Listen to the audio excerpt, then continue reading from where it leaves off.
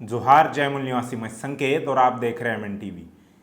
UP में किस तरह से सरकार की मनमानी चल रही है, इसका एक और सबूत देखने को मिला है, जहां उत्तर प्रदेश की योगी सरकार राज्य में एक नए विशेष सुरक्षा बल का गठन करने जा रही है, जिसमें सुरक्षा बलों को पूरी छूट होगी कि वह बिना वारंट किसी की भी तलाशी ले सकते हैं और किसी को भी गिरफ्तार कर सकते हैं, जबकि कानूनन किसी की तलाशी लेने और गिरफ्तार करने से पहले वारंट जारी किया जाता है। यही नहीं, किस कारण तलाशी ली जा रही है या किस कारण गिरफ्तारी की जा रही है, इसकी भी जानकारी दी जाती है। इसके साथ ही यह भी जानने का अधिकार होता है कि गिरफ्तारी के बाद उस व्यक्ति को कहाँ ले जाया जा रहा है। लेकिन योगी सरकार अपनी मनमानी के आगे संवैधानिक कानूनों को दरकिनार कर नया नियम लागू कर रही है। इस बल की शक्तियां केंद्रीय औद्योगिक सुरक्षा बल यानी CISF के समान ही होगी। राज्य सरकार ने रविवार को बताया कि इस सुरक्षा बल के पास बिना वारंट किसी की भी तलाशी लेने और किसी को भी गिरफ्तार करने का अधिकार होगा।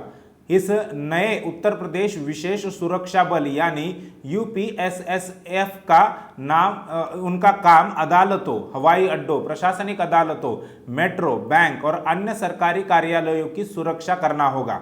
सरकार ने सिलसिलेवार ट्वीट लिखे जिसमें कहा गया कि इस बटालियन के गठन पर कुल 1747 करोड़ रुपए अनुमानित खर्च होगा, जिसमें वेतन, भत्ते एवं अन्य व्यवस्थाएं शामिल है।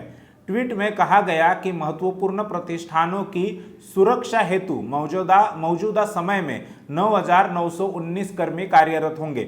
विशेष सुरक्षा बल के रूप में प्रथम चरण में 5 बटालियन का गठन किया जाना प्रस्तावित है। इस बटालियन के गठन हेतु कुल 1,913 नए पदों का सृजन किया जाएगा। ट्वीट में एडिशनल चीफ सेक्रेटरी के हवाले से बताया गया है कि बल का कोई भी सदस्य मजिस्ट्रेट के किसी भी आदेश और वारंट के बिना ही किसी की भी तलाशी कर सकता है। उत्तर प्रदेश विशेष सुरक्षा बल के नाम से गठित नए सुरक्षा बल का मुख्यालय लखनऊ में होगा और इसका नेतृत्व ADG स्तर का अधिकारी करेगा। बता दें कि 26 जून को कैबिनेट बाय सर्कुलेशन के जरिए योगी कैबिनेट ने इस सुरक्षा बल के गठन की मंजूरी दी थी। अपर मुख्य गृह सचिव अवनीश अवस्थी ने बताया कि विशेष सुरक्षा बल गठित करने का आदेश जारी हो गया है। अधिनियम सदन में पारित हुआ था और अब प्रभावी हो गया है। इसके साथ ही यह भी कहा गया कि उत्तर प्रदेश विशेष सुरक्षा बल मुख्यमंत्री योगी आदित्यनाथ का ड्रीम प्रोजेक्ट होगा।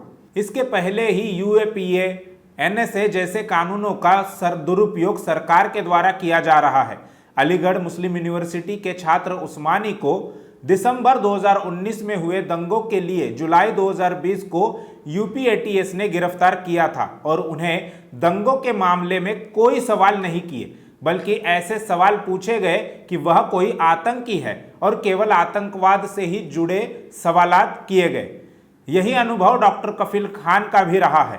उन्हें CAA, NRC, NPR विरोधी प्रदर्शनों में कथित तौर पर भड़काऊ भाषण देने के लिए गिरफ्तार किया गया था और सवालात आतंकवाद से संबंधित किए गए। ऐसे में इस नए सुरक्षा बल से लोगों में डर का माहौल व्याप्त हो जाएगा।